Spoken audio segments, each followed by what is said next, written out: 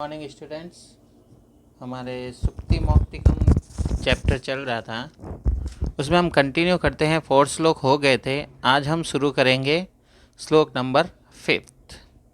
ठीक है, इसमें देखो, गुणेष्वेव ही कर्तव्य प्रयत्न पुरुषाई सदा।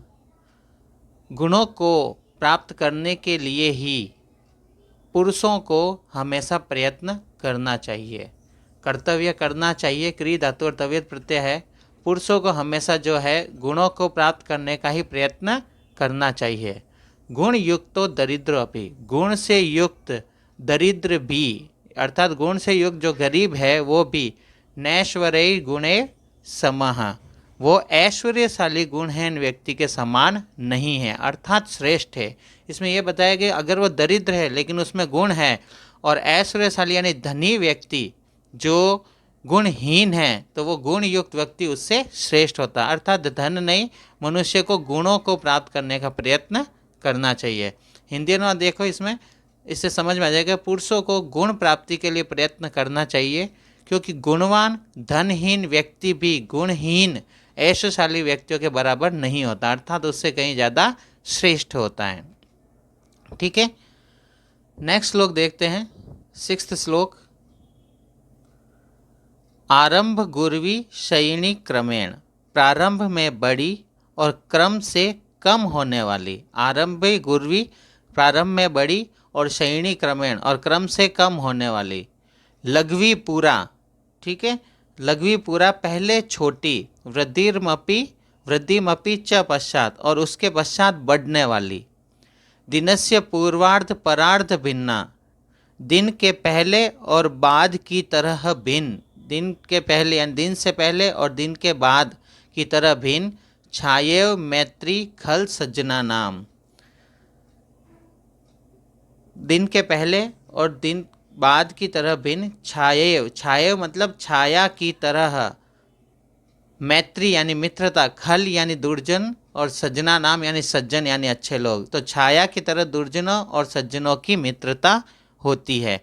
या हम ऐसे समझ सकते हैं कि प्रारंभ में जो होते हैं अच्छे लोग इसमें यूँ समझ सकते हैं, हिंदी अनुवाद जब मैं समझा रहा हूँ तो इसको समझोगे तो आपको इजीली समझ में आ जाएगी। पहले वर्ड टू वर्ड मीनिंग मैंने बता दिया है। अब यहाँ पर देखो, सज्जन लोगों की मित्रता दिन में, परार्ध मतलब दोपहर के बाद का समय, छाया के समान शुरू में छोटी और धीरे धीरे बढ़ने वाली होती है। अर्थात जो सज्जन लोग होते हैं, अच्छे लोग होते हैं, वो शुरू में कम बातचीत करते हैं, कम मिलना होता है, लेकिन धीरे धीरे उनकी मित्रता अच्छी हो जाती है, अर्थात प्रगाढ़ और बढ़ने लगती है, और उनकी मित्रता बहुत अच्छी हो जाती है, घनिष्ठ मित्रता हो जाती है। लेकिन इसी तरह दुष्टों की मित्रता दिन के पूर्वार्ध की छाया के समान, शुरू में अधिक और क्रम से छोटी होती है। यानी दिन के पहले जो छाया होती है वो बड़ी होती है, और जैसे जैसे सूरज जो है ऊपर चढ़ता जाता है और छाया छोटी होती जाती है, वैसे दुष्टों की मित्रता, पहले दुष्ट बुरे काम करने में तो मिलजुल कर काम करते और कठिन परिश्रम करते, लेकिन उसके बाद क्या हो जाता है, धीरे धीरे उनकी मित्रता समाप्त होने लगती है। इस प्रकार से अच्छे और बुरे लोगों की मित्रता बताई है। मैंने इसमें विशेष दिया है कि सज्जनों की मित्रता सने सने प्रगाढ़ होती है, अर्थात अच्छे लोगों की मित्रता धीरे धीरे बढ़ती है, ना कि प्रथम परिचय में घनिष्ठ। न पहली बार मिलते ही अच्छे लोग, अच्छे मित्र नहीं बनते, धीरे धीरे उनकी मित्रता और विश्वास बढ़ता है। पर दुष्टों की मित्रता स्वार्थ साधने के लिए होती है। जो दुष्ट लोग होते हैं वो सिर्फ अपने स्वार्थ से मित्रता करते हैं। जो आरंभ में घनिष्ठ दिखती है, जब तक काम होता है तब तक अच्छे रहते हैं, पर काम निकल जाने के बाद धीरे धीरे उनकी मित्रता क्षीण हो जाती है। जैसे दिन का जो है दिन होता है, दिन से पहले जो होता है उसमें छाया बड़ी होती है, और फिर दिन जैसे जैसे घटता है छाया छोटी होती जाती है, वैसे ही दुष्टों की मित्रता भी कम होने लगती है। नेक्स्ट श्लोक देखो। यत्रापि कुत्रापि गता भवेयु, जहाँ कहीं भी चले जाए, यत्रापि कुत्रापि जहाँ कहीं भी गता भवेयु चले जाए, हंसा मही मंडल मंडनाय।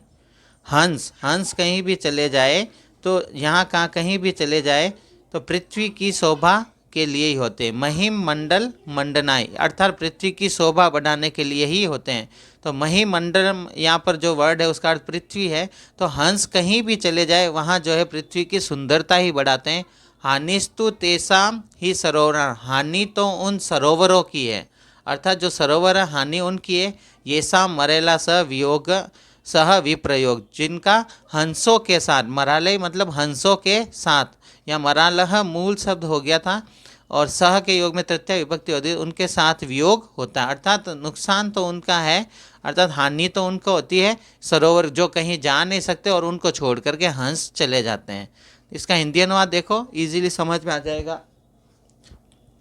पृथ्वी तल को सुशोभित करने के लिए, अर्थात पृथ्वी को सुशोभित करने के लिए हंस जहाँ कहीं भी चले जाएंगे उन्हें कोई फर्क नहीं पड़ता है, पर हानि तो उन तालाबों की है जिनका हंसों के साथ वियोग हो जाता है, अर्थात कुछ समय वहाँ रहते फिर छोड़ के चले जाते हैं।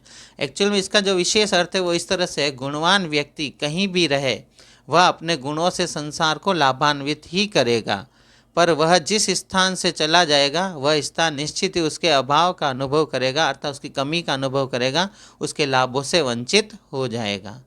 ठीक है, नेक्स्ट देखो, गुणा गुणगेषु गुणा भवन्ति, गुण गुणवान लोगों में गुण होते हैं, जो गुण होते हैं वो गुणवान लोगों में गुण ही होते हैं। ते निर्गुणम प्राप्य भवन्ति दोषा, और वे जैसे ही निर्गुण व्यक्ति को प्राप्त होते हैं, भवन्ति दोषा वो दोष बन जाते हैं।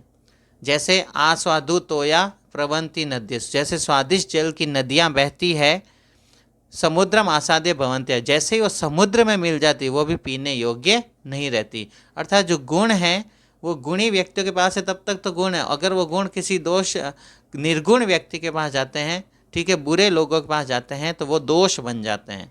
जैसे स्वादिष्ट जल की नदी, जो मीठे पानी की नदी, वो नदी बहती तब तक तो ठीक है, लेकिन जैसे समुद्र में मिलती है तो वो जो इसका स्वाद है, मीठास है, वो जो है वो अपेय, पीने योग्य नहीं रहती, कड़वा हो जाता है। ठीक है, तो हिंदी अनुवाद देखो, इसे गुण को जानने पहचानने वालों के लिए ही वास्तव में गुण गुण होते हैं, गुणहीनों के लिए तो वे दोष होते हैं।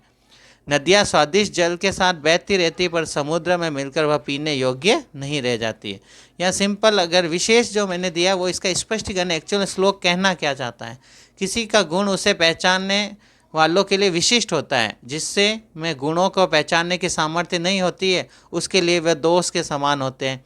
इसकी उपमा विष्णु शर्मा ने नदी के स्वादिष्ट जल से की है और समुद्र के संसर्ग से उसे अपेय होने से दी है। अर्थात विष्णु शर्मा ने ये श्लोक है, इसमें जो है ये बताया कि स्वादिष्ट जल जब समुद्र में मिल जाता है तो वो पीने योग्य नहीं रहता है। तो यहाँ पर जो है पीडीएफ में मैंने विशेष दिया है, वो आप नोटबुक में लिख सकते हैं, लेकिन जो भी श्लोक है, ये जो भी श्लोक है, इनका जो हिंदी अनुवाद है, आपको कभी भी हिंदी अनुवाद लिखना है सिर्फ हिंदी अनुवाद ही लिखना, विशेष नहीं लिखना है। ठीक है, अभी आप नोटबुक में लिख सकते हो, वो आपकी चॉइस है, वरना जब भी एग्ज़ाम में जब भी आता है, जैसे ये श्लोक आया तो आपको सिर्फ इसका हिंदी अनुवाद लिखना है, विशेष लिखने की आवश्यकता नहीं है। ठीक है, अभी आप नोटबुक में लिख सकते हो समझने के लिए, लेकिन एग्ज़ाम में आपको सिर्फ श्लोक और उनका हिंदी अनुवाद ही लिखना है। Thank you.